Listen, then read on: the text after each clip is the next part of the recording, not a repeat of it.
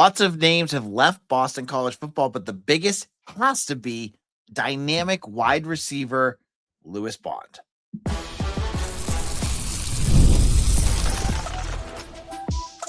You are Locked On Boston College, your daily podcast on the Boston College Eagles. Part of the Locked On Podcast Network, your team every day. Hello, everyone, and welcome. This is Locked On Boston College, your team every day. I'm your host, AJ Black of Eagle Insider, part of the 247 Network. I've been covering Boston College for over a decade. If you're looking for Boston College news, analysis, and details on your Eagles, you are in the right place. Locked On BC is a free daily Boston College podcast available on YouTube or wherever you get your podcast. Today's episode is brought to you by FanDuel. It's the last call for football on FanDuel. If you're a new customer, bet just $5 and you'll get $200 in bonus bets if you win. On today's show, we're going to get a little hockey talk here. BC and BU have a big hockey game this week, series of games this weekend. We're going to have Anthony Smith of Eagle Insider on to join us again. We've talked to him before. We're going to talk about Lewis Bond, who's balling out at the Senior Bowl. What does he mean to BC? What did he do? And how is BC going to replace him? And that's going to be the focus of our show today. Because, the portal, we've done a whole month worth of content on the portal. And, we looked at guys like Turbo Richard and Reed Harris and Derek Dougherty and, all these other guys and asked, are these the players that are the biggest loss for BC? And you could make an argument for all those different portal players. Turbo was great for your run game. Reed Harris made those spectacular catches. Omar Thornton was probably your best defensive player. But easily the biggest loss for BC for next year are none of those guys. And actually, this player never entered the transfer portal. It's Lewis Bond, their wide receiver. Now, if you haven't been paying attention, this week has been Senior Bowl workouts. Now, if you're just learning about the draft and you haven't really gotten a chance to follow along with the Senior Bowl game itself is not really where the evaluations for the draft happen. It's these workouts, these one-on-ones or workout drills that they do in front of scouts, in front of NFL staff that really help a player put themselves on the map. And for many BC players this week, it's been a very positive experience. You've seen Quintavious Hutchins make moves that go, where was that last year? There's one play, I don't know if you saw with Q, where he made a play where he juked, I think it was a Miami offensive lineman, out of his shoes. He actually juked him so hard he fell down, the Miami player.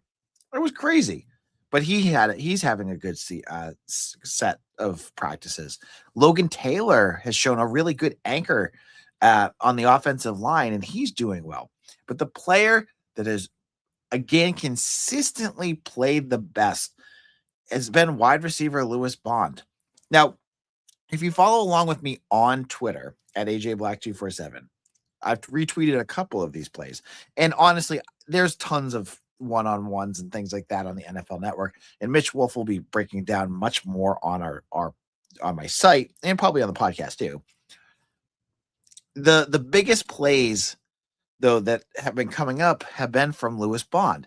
Now, there's a few. There's I think his name is Dalen Everett on Georgia. He's a cornerback. And there's a couple plays from a couple days ago that just the beauty of the routes that Lewis Bond runs really catch my eyes. Now, if you're not into the fine art of wide receiver route running, I don't blame you. If you haven't played the position or you just don't know much about it or it's not your jam, it's hard to tell, what they're doing right or whatever. But I can tell you, the way he runs his routes, it made a guy on Georgia's defense, one of the best defenses in the country, and a very valuable player. He's a very good cornerback. Looks silly at times. He'd make a cut and never would fall down. He would juke him and get wide open. There was another play where Bond made a couple moves and then he was wide open in the end zone and he makes a nice catch.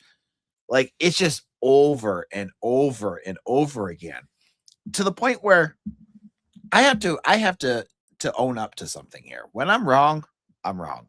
And earlier this week, I have to say I was wrong about something, and I'll put it out here for you. I said that Earl Grant called that timeout that caused the technical foul. It was actually Luka Taves. I thought it was Earl. My bad. But I'll be wrong about something I said last year, which was I was a little skeptical that Lewis Bond was not going to be an NFL caliber wide receiver. I mean, even if you look at his numbers, nothing like he broke every number, every record BC has at wide receiving. He's been around. He's been a very good wide receiver. He had 1 touchdown this year, which I think is crazy. He broke the record for most receptions in a season, I believe. Yeah, he had 88 catches, and only 1 of those was for a touchdown. How does that happen? Well, he's just consistently good out there. And so last year I said, I just don't see it. Like, there's got to be a million Lewis Bonds out there. I'm pretty sure I'm wrong here because Lewis Bond has made me a believer. And I think this guy has turned into a middle round draft pick. He's had such a good Senior Bowl. He's opened a lot of eyes. He's made a lot of scouts comment on the way he's doing everything correct and technically a very sound wide receiver, which is exactly what the NFL is looking for. You can find fast wide receivers. They're a dime a dozen sometimes. And how many good wide receivers are there that blast out, a 4.2 or a 4.3 40-yard dash? Like there's John Ross who did nothing. And there's a bunch of these guys. It's the guys that players that can do the position the right way and be as technically sound as you need to be in the NFL. Because if you run really fast, but you can't run a right route or you're not a good blocker, you're going to get churned out pretty quick. If you can do all the right things and do what you saw Bond do in these tapes, teams are going to take a chance on him. I honestly, just my, 20 feet above view of this, it seems to me like 3rd or 4th round for Lewis Bond. This is, I don't think this is a very strong wide receiver class. Next year will be crazy with Jeremiah Smith and Ryan Williams. And, there's going to be a couple other big names that are coming out. This year, he could really maximize this. And he's going to kill it too when it comes to interviews. Lewis Bond is one of the smartest, most eloquent, like just gets it kind of guys. And NFL teams are going to dig this. They're going to dig it. They're going to go for it. So he, to me, is an absolute NFL caliber wide receiver. And I think he's going to be a good one. I think you put him in the slot, he's going to be quick enough and just explosive enough to get away from corners. He's strong. He does a lot of good things. Get him out there. I think he's going to be good. But this begs the biggest question, and what I led with this episode with Bond heading to the NFL, watching him and seeing what he does, and just looking at the numbers, the answer to the question of who the biggest loss isn't Turbo Richard, isn't Reed Harris. It's Lewis Bond. How do you replace a wide receiver that had 88 receptions and almost 1,000 yards? How do you replace a guy that was a safety valve, a reliable wide receiver, even on a 2-10 team? Anytime that they needed a big catch, he was always there. How do you replace a guy that just rarely dropped footballs, was constantly, the most reliable wide receiver that you had? That's a huge question, and it's not an easy one to answer. In a moment, let's take a look at what BC has on their roster and try to scrape together how they can really maximize what they have to replace Lewis Bond. Does it be a one-on-one, or is there a bunch of different options? We'll look at all of them in just a moment. It's the last call for football on FanDuel. One last Sunday, one last kickoff, the final chance to get in on the action before the NFL season officially comes to a close. This is Super Bowl 60, and FanDuel is making sure you're right in the middle of it with a special offer just in time for the biggest game of the year. Whether you're backing the favorite, riding the underdog, or building one last same-game parlay, this is the game everyone's been waiting for. This is where predictions turn into plays, stats turn into storylines, and every snap feels bigger. It's the perfect way to cap off the season and make the Super Bowl even more exciting than kickoff for the final whistle. If you're a new customer, just bet $5 and you'll get $200 in bonus bets if you win. Make it count because after the Super Bowl, the season is over. No more football for months. Oh, I'm sad. Last call for football on FanDuel, an official sportsbook partner of Super Bowl 60. Locked on Boston College, AJ Black here. And where's my Everydayers Club at? You out there? If you're not, you need to be part of it. Everydayers Club is a new way to take your BC fandom to the next level. If you've been considering, that you just love talking BC, even if they're bad, and everything right now seems just bad, but you want to listen more, you're a graduate, you want to know more, you like listening to me break it down, become part of our Everydayers Club and join our all access tier right now. I'm going to have a special episode for tomorrow on rivalries. So I'm going to talk all about who I think some of the best rivals are for BC across all sports. If you want to hear my thoughts on that, make sure you become part of our Everydayers Club. You get bonus episodes just like that. You get access to our Discord, which is basically a big group chat for BC fans. You get texts from me that give you breaking news and thoughts and all sorts of goodies and all sorts of other perks. The sign up's right there in the show notes, lockedonpodcast.com/everyday. Just find Boston College and make sure you sign up. And I hope to see you all over there. Now, this is talking more about Lewis Bond. It makes me smile watching him do so well at the Senior Bowl. And there was a picture out by Kenyatta Watson, who was at the Senior Bowl because he's down there recruiting in that area, with him and Lewis Bond and Jude Bowery and Logan Taylor and Quintavious Hutchins. It just made me think, this is so cool for those four guys. The four of them just went through a horrific year where they went 2-10. And to see them happy, to see them all to different levels succeeding at this bowl, getting ready for the NFL, it's just a great thing for them because they deserve it. It was a tough year, and a lot of that was out of their hands. Now, Bond is gone, and 88 catches, 993 yards. You're gonna have to find a way to replace him. So you look at what BC brought in. How does BC fill what Lewis Bond did? I think you could look at the depth chart from last year. That doesn't help because his backup was Luke McLaughlin. He's gone. So they're going to have to figure out a player that can do what he did. I go back to Jaedn Skeet. Jaedn Skeet during camp was physical. He was all over the place. He was making crazy good catches. He was honestly one of the big, even more than Reed Harris and Lewis Bond at camp, would make plays that every single time he went up, you went, wow. Now, the knock on Skeet is that he's been hurt the last 2 years. He got hurt this year, and I don't know exactly what the injury was. He was hurt at the end of, for most of last year too. So that's a big question mark. Can he stay healthy? Because if he can, I'm telling you, Reed Harris, he's gone. Jaedn Skeet is going to be a special player. He just has to stay on the field. And that's something we have not yet to see. I also go to a couple other players. One is VJ Wilkins. VJ Wilkins was that transfer from Campbell last year that during spring camp was everywhere. He was just one of the most dynamic players I've ever seen at a BC camp since they reopened it, and was constantly making explosives. And so if you listen to last year's shows, you hear during the spring me going, this guy's going to be something special. And to be honest, the summer I then switched to, where's VJ Wilkins? He was hurt for part of it.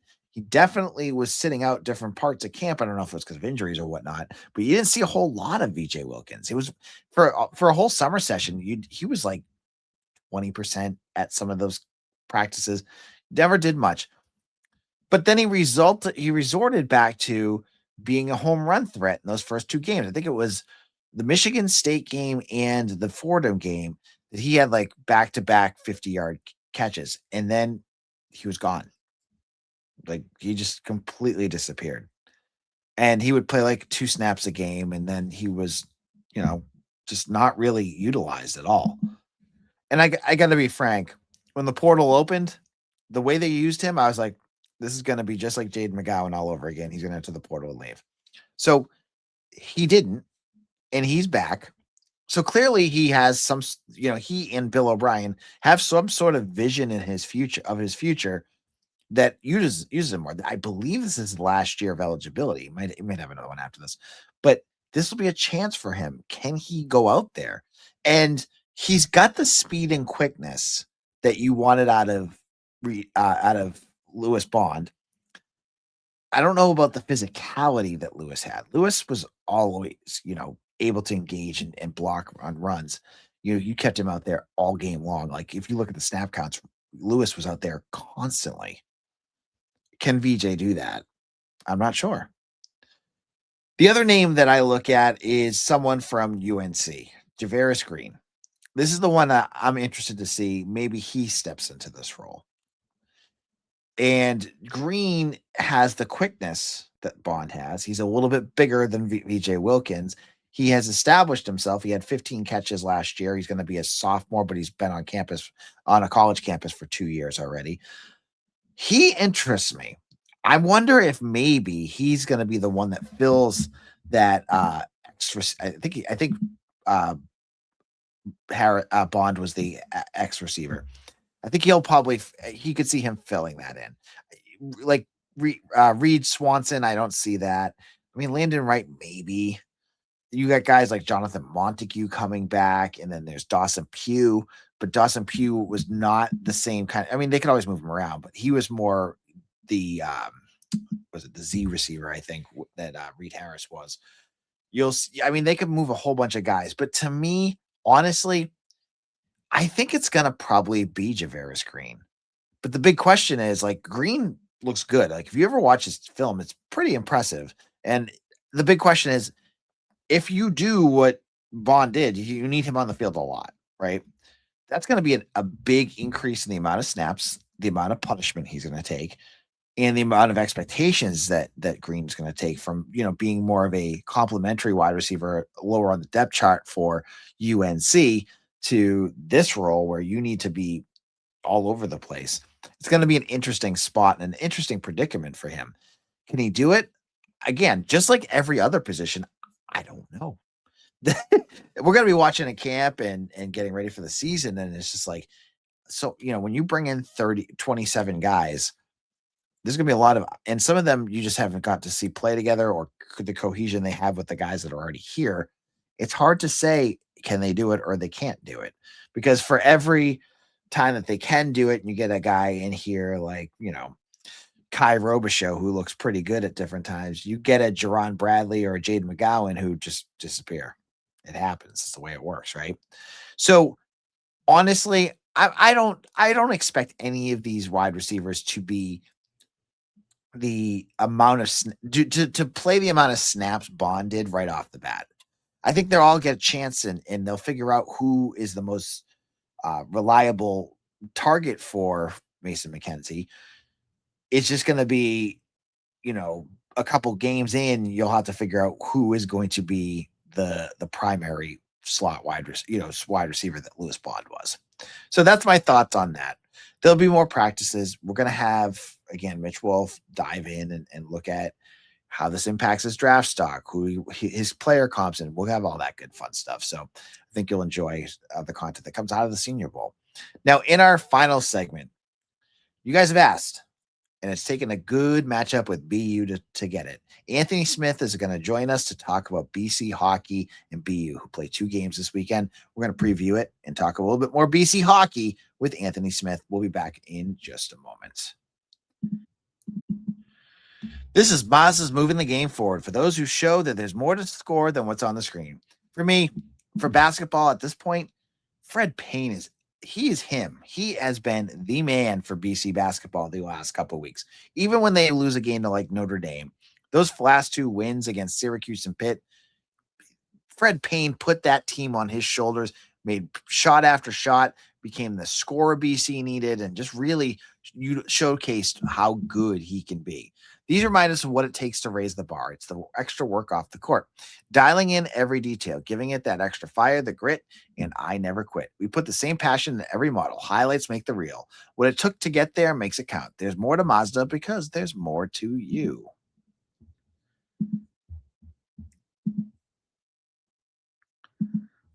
Locked on Boston College, AJ Black here, and we're going to talk a little bit hockey. Some of you have been asking, you've been begging for some more hockey talk. And I got to admit it, sometimes I'm not the best person to talk hockey. I want to get experts in here. I want to get guys that know the team better than me. And to do that, I'm bringing in Anthony Smith of Eagle Insider. Anthony, how's it going? Great, AJ. How are you doing? Oh, I'm doing great. We've got about 2 feet of snow up here in Worcester, and I've been shoveling for I feel like 3 days straight. But now it's perfect hockey weather, and no better matchup gets you more pumped for college hockey than BC and BU this weekend. Let's dive into this. Where are the two teams at, and how do they match up for this matchup this weekend? I was just thinking about this a lot the past couple of days. Obviously, I spoke with a member of the Boston Hockey Blog, a student-run blog for the school, and it's kind of been a down year for the Terriers. Obviously, they came into the season with a lot of hype. I don't think anybody had them outside of their top 5 nationally. I know I wouldn't have. I didn't have them. I had them at the top of Hockey East too. I thought they were going to finish at the top, and obviously they haven't exactly delivered on that front, but they have some really talented players up front. And I think that's just a little bit of, some growing pains as far as, you bring these kids in at 18, 19, 17 years old, and you expect them to acclimate right away. And as far as BC goes, they're a little bit more experienced, especially, in the bottom half of their lineup. They have a few more, those veteran leaders you can really lean on. Your Andre Gasso, Lucas Gustafson, your senior captain, somebody who's played, 6, 7, 8 times against BU in their career so far. And, it's just 2 completely different teams, obviously 2 really talented teams, but 2 teams that are worthy of giving us some great hockey, and, can't wait for tomorrow night. Now, it's been a battle of back-to-back up and down weeks. So you had 2 weeks ago, BC gets swept by PC, who then goes and sweeps BU. Mm-hmm. Then you have last weekend, BC takes care of business on and a home against UNH. Where is BC at right now? And are they playing good hockey? Did they just run into a really good PC team? Or where, kind of give us a little update of how Boston College looks. Yeah, so they had a really good first half after the Northeastern series. Obviously, they struggled, and then they won like 8 out of 9 games to end out the first half, swept Lowell in December. And then they had that Christmas tournament, which was, on everybody's radar. They were missing 4 or 5 guys, 4 or 5 regular players in their lineup. They managed to split in Wisconsin, which, let's be honest, to save their season in the MPI rankings a little bit. And then obviously the Providence series, which I actually thought they played really well in the first game. I think they were ahead 1-0, and then 3 really bad turnovers cost them in that game, and then the overtime winner for Providence, and then didn't play so well the next night against Providence. But then this most recent weekend against UNH, they played winning hockey, and they got contributions from some little known guys the past couple of years. Will Vogt, hat trick on Saturday. Will Vogt, Grant, albeit one of the top junior players, played at the national team development program, was, highly recruited by BC, but he really struggled his freshman and part of his sophomore year. And, you see these guys hopping in the lineup and, making strides and taking steps forward and contributing. It's really, really cool to see for sure. So I think they're in a good spot heading into this weekend for sure. Now you're talking about guys going in the right direction. Can we talk about Dean Letourneau for a second? Because I think we really need to. This is a guy that last year, I think every fan wanted to see score a goal. And he has done that in spades this year, and he's got to be the most improved player in Hockey East, I would think, right? Oh, for sure. And I'm not going to say I saw this coming. I'm not going to say I knew this was going to happen, but I knew I had to trust him. I knew I had faith in Letourneau last year. I saw some things that I liked. I saw some things that, needed work. And obviously he's taken just a leap. And, he's not really deferring anymore, right? He's taking the game, by the neck, and he's taking pucks in by himself and he's making plays. I was noticing this in the most recent game against UNH. I think it was the Friday game. You've actually started to see him add some playmaking to his game. He made that excellent pass to Sondriel to extend their lead, and obviously his shot is tremendous, but he's added several more tools to his toolbox, and he's an incredible player. He's super dangerous right now. It's unbelievable. And he's got to be he's the story of the year right now, because without him, BC wouldn't be where they're at, right? Right. And so you have BU this weekend. Monday is the start of February, and with the start of February, what do we get? The Beanpot, and BC opens up with Harvard. Is this going to be the year that BC can break the drought for the Beanpot? Yeah, I mean, you like to see them break that drought. They need to do it. It's coming up 10 years now of Beanpot, no Beanpot for BC, which is kind of sucky. But I don't want to say it's going to be a repeat of the 2023 game against Harvard either.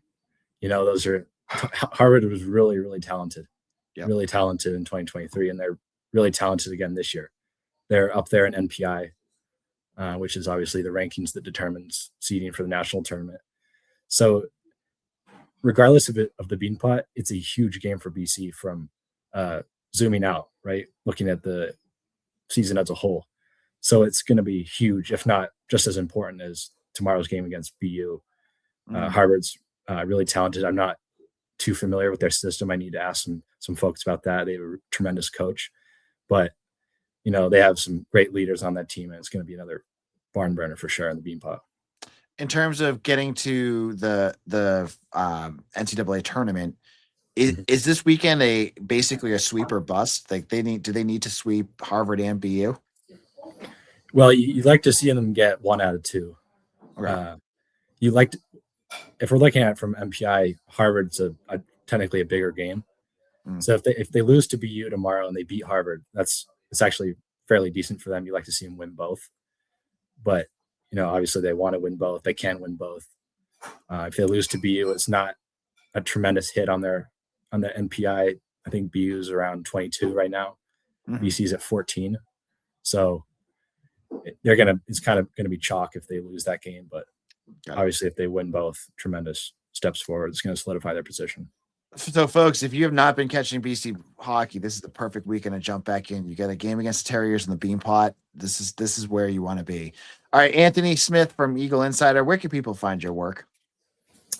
Yeah, so my Twitter is Anthony_Smith89. I try to post everything I can on there. I even tried to dabble in some interviews pretty recently with players, and I got some random guests on from time to time. So I try to do the best I can there, and all the support would be fantastic. Thank you guys so much. Yeah, check him out over at Eagle Insider. He has, he's got a BU preview up now. He gives you game recaps. He's got recruiting info. If you're into BC hockey, this is the place to be. And now that we're jumping into the meat of the hockey season, we'll have Anthony back on again soon. So Anthony Smith, thank you for joining us.